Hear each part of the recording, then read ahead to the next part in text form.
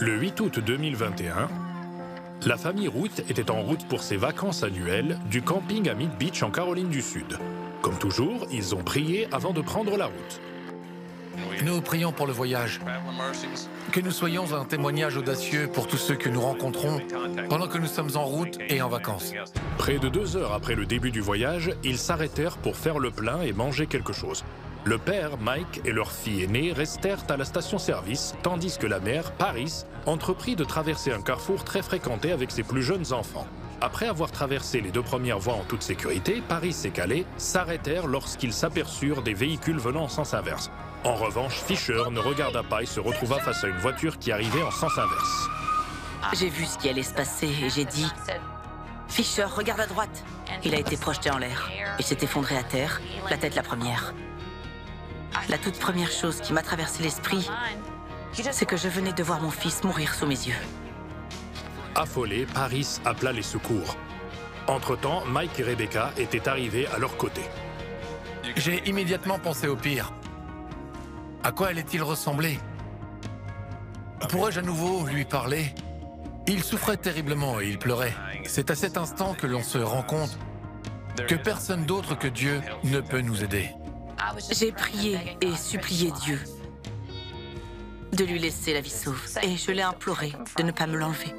Les ambulanciers arrivèrent quelques minutes plus tard. Après avoir stabilisé Fisher, ils l'emmenèrent ainsi que sa mère dans une ambulance et se dirigèrent vers le centre médical régional de McLeod, un établissement de traumatologie de niveau 1.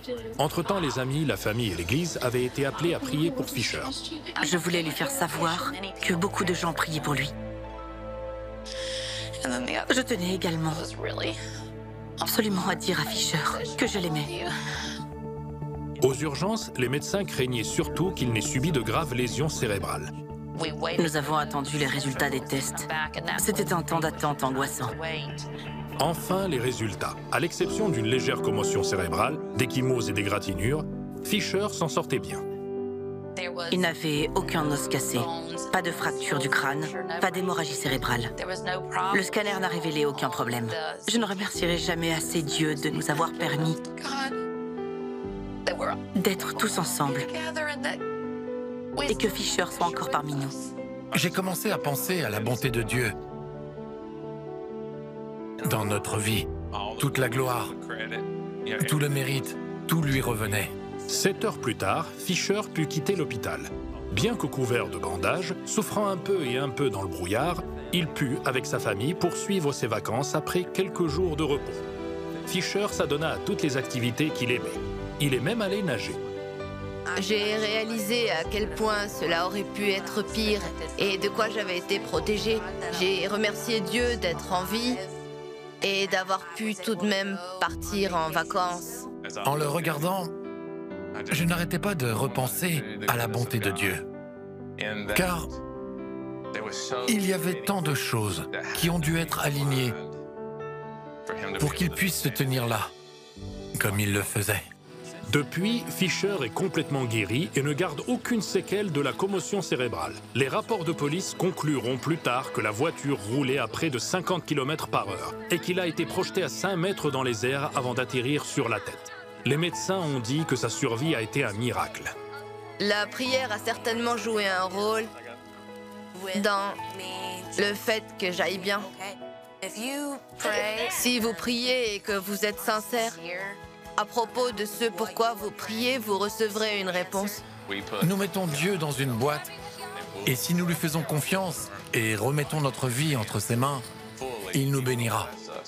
Nous ne pourrons jamais assez remercier Dieu d'avoir guéri notre fils et de nous avoir donné ce miracle.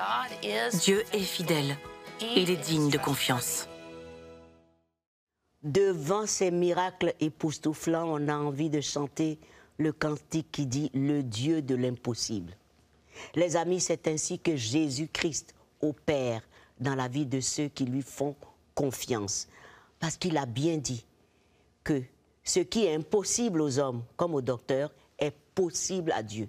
La foi, la confiance en ce Seigneur mort et ressuscité produit des miracles. Et quel miracle! Celui-ci est infiniment au-delà de la science, au-delà de ce qu'on peut penser et imaginé. Je peux vous assurer, on ne l'invoque pas en vain. On ne le prie pas non plus en vain. Il est réel.